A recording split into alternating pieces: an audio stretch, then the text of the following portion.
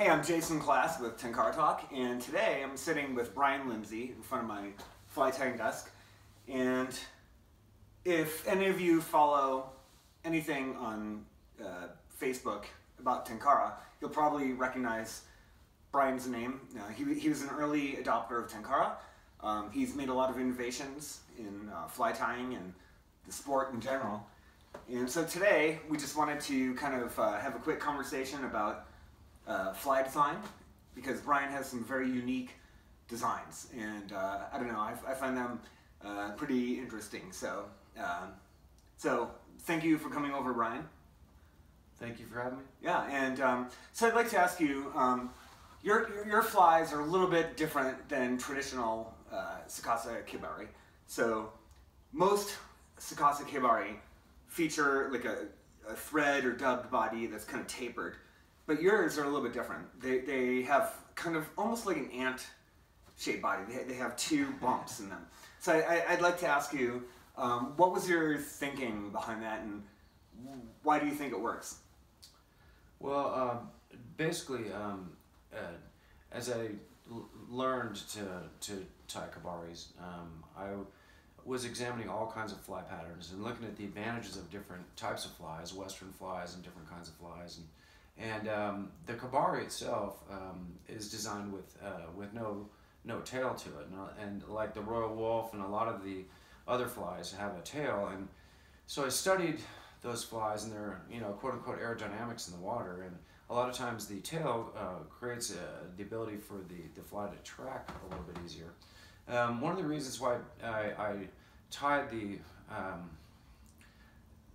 back of the fly a little bit wider was to create better tracking for the fly. Also, I use for example, I use a bead head kabari to catch bass, because bass like a popper or a little plop in the water. One of the things through a lot of experimentation that I realized was that when a fish actually responds well to the fly landing on the water. Now, if the fly has no physical dynamic to it, there is no impact or to the water, and it won't present any kind of landing at all to a fish. And so I thought to myself, well, there's two aspects to this design. One is that if I increase the thread on the tail section, it would create a little bit more of an impact on the water.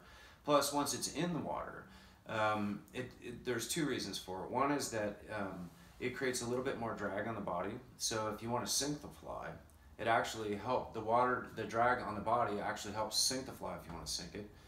And also it increases the tracking of the fly also.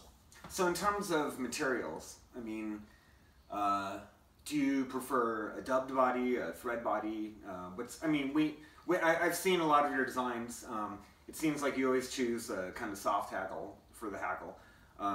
But do you prefer like a thread body or a dubbed body, a fur body? What's your preference? I use very inexpensive, I think it's embroidery thread, and which has a little bit larger diameter to it, which makes it a little bit furrier. So I try to make my flies really simple. I'm sorry, for the body? Yes. Okay. I try to make my flies out of really simple material, stuff that's very inexpensive. And I typically use a rooster hackle because it's really stiff for the reverse hackle. And then what I do is I use embroidery thread, a coarser thread, one so that I don't have to wrap the fly a bunch of times to get the thread on there to build it up. And the other one is that it also creates a little bit more texture and in the water, and as if it were dubbing, for example. So your philosophy is let the hackle be sparse, but let the body absorb water to let it sink. Absolutely. I mean, the primary presentation technique, of Tenkara is that when you land the fly, you're going to hold the fly on the surface. Now, that is a function of using the rod and the line and the fly and holding your hand up so that you can maintain balance of the fly on the surface. But there are conditions in which you want to sink the fly. So the fly needs to be it needs to be dual purpose. It needs to be able to sink if you want to go, you know, a foot or 2 feet under the water, and you still need to be able to pull it back up. And what I do in my presentation is I tap the handle so that the hackle oscillates on the surface, which can emulate a struggling bug that's maybe having a hard time limping or whatever. And for example, when I'm up here in Colorado and I'm dropping the fly in front of a large rock, and as it swings back around to where the trout is resting to feed behind the rock, the body actually creates a little bit more drag so that it's easier for the current to drag the fly quicker to the back. So do you tie all of your flies with that philosophy in mind, that they're all dual purpose? They can be fished on the surface, they can be fished subsurface. Yeah, that is correct. I mean, I've incorporated that design into all my flies because and as well with a bead head, because you know a bead is up on the top and it aerodynamically is causing all kinds. You can't fish that on the surface. Yeah, it aerodynamically causes, you know. So it's a balancing act between the hackle in the front and the tail end of the fly itself that creates the control of the presentation. And do you ever fish, I don't know, conventional Western flies, like the Adams or the Alcarquetas or Prince Nymph or anything like that?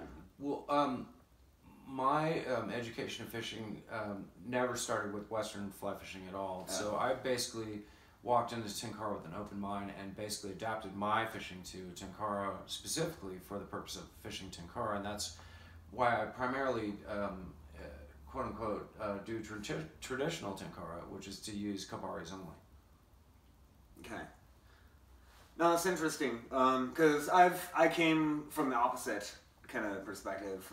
You know, I fly fished for 25 years or something, and came into Tenkara. Now I'm kind of going back to Western fly designs, so it's very interesting to see someone like come into it for the first time and only use that. I don't know, I think that's pretty cool. It just shows you, it's a testament to how inviting and open the sport is, you know. Well, I was primarily a jig fisherman in my younger years, and then I wanted to get into fly fishing, and when I got into fly fishing I looked at Western and it looked totally confusing to me, and so I am getting more into Western now. The Tenkara for me was a gateway to fly fishing, and it allowed me to catch fish and to tie flies that were simple, that were effective. And so I must admit that now my mind is opening up towards Western fly fishing, and I think one of the most important things about Tenkara for anyone who wants to get into fly fishing in general is that it's an easier way to feel confident. The biggest thing with fly fishing is feeling confident with the fly that you're fishing and with your technique. Does that make you scared? Does it make you scared? Well, if you get it too close to my face, it makes me scared.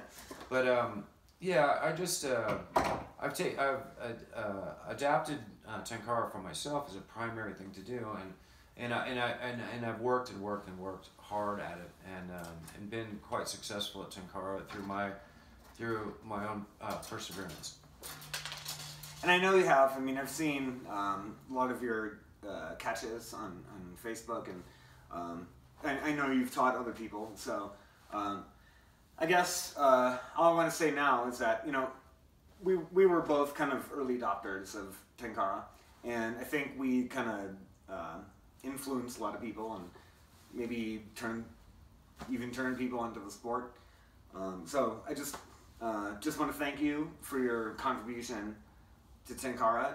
It's still a niche sport, but we're getting there. And I think you know, people like you are really making it, you know, really making it less of a niche. And so I want to thank you for that. And it's been a long struggle. And I want to thank you, Jason, for your friendship in Tenkara. And the one thing interesting about fly fishing or Tenkara is that I've learned is that in the ridiculous world that we live in with all the wild, global politics and things going on, one of the things I've found is that tenkara and fly fishing in general, it has been a great way to cross all those barriers and communicate with other people and be on an equal playing field and just enjoy life for what it is. It's a great uniter. And I know personally, I've met so many people through tenkara that I never would have met without it. And I've formed great friendships and lifelong relationships that I never would have had otherwise. So I'm grateful for tenkara, and I don't want to turn this into like a tenkara love fest, but thank you for sharing your thoughts on fly design. I think people will be interested to see your flies online, and they should give them a try. I mean, they're easy to tie, and durable, and they catch fish, right? So that's the main thing. Well, Jason, I have to say, in the chaotic world that we live in, we all need a little bit more peace, and so, that's why I always say peace in tenkara, because, I want people to be peaceful and to get along, and fly fishing is definitely an avenue to get to that between each other and in relationships with each other. So yeah. I had to do it. Sorry. All right. Well, hey, everyone. Thanks for watching. And Brian's a great guy. If you need any advice about tenkara, you can always contact me through tenkaratalk.com, or you can, Brian, with your permission. Absolutely. Okay. Okay. Well, you can also contact Brian Lindsay on Facebook. So hey, peace in tenkara, and thank you for watching. Take care, everybody.